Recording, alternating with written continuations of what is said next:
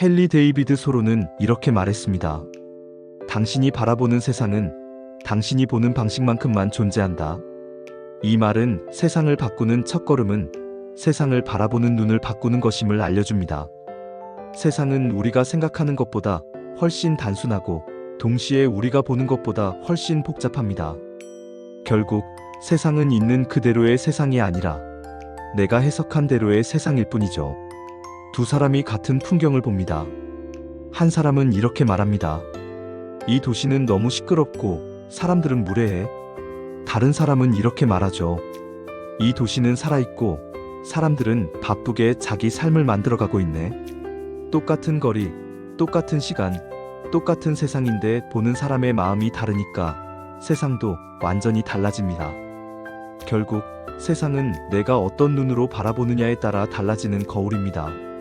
소로는 19세기 미국의 사상가이자 작가로 자연 속에서 단순하고 본질적인 삶을 추구했습니다. 그가 2년 동안 숲속에서 혼자 지내며 쓴 월드내는 이런 구절이 있습니다. 사람들은 자신이 바라보는 세계 속에서 산다. 그 세계를 바꾸고 싶다면 먼저 자신의 시선을 바꿔라. 그는 세상을 떠나려 한 것이 아니라 세상을 더 명확히 보기 위해 숲으로 들어간 사람이었습니다.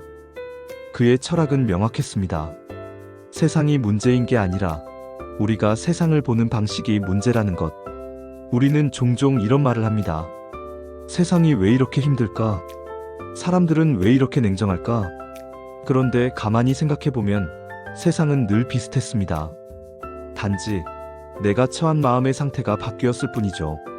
마음이 불안할 때는 작은 일도 큰 문제처럼 느껴집니다. 하지만 마음이 평온할 때는 그 큰 문제조차도 하나의 과정으로 보입니다. 즉, 세상이 변한 게 아니라 내가 달라진 것입니다. 한 가지 이야기를 해볼까요? 어느 날 한 사진작가가 사막을 여행했습니다. 처음 그는 사막을 죽은 땅이라고 표현했어요. 끝없는 모래, 아무 생명도 없는 황량한 곳. 그런데 며칠을 머무는 동안 그는 조금씩 다른 것을 보기 시작했습니다.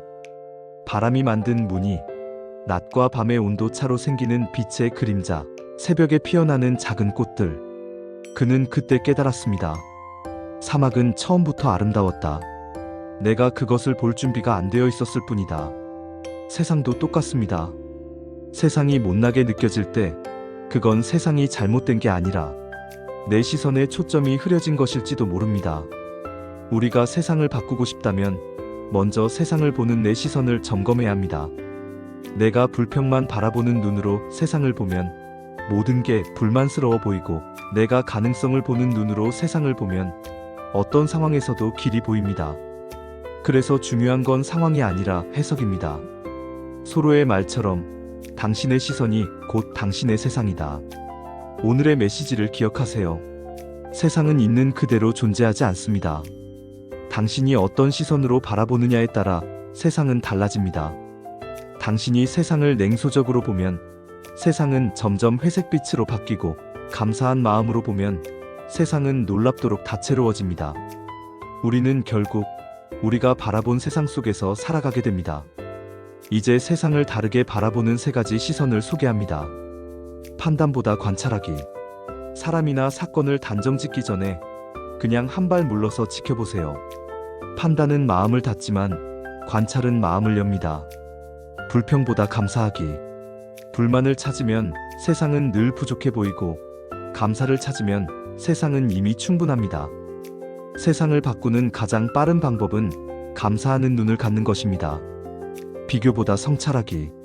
남을 기준으로 보면 세상은 경쟁의 장이 되지만 어제의 나를 기준으로 보면 세상은 성장의 길이 됩니다. 시선을 남이 아닌 나의 내면으로 돌려보세요.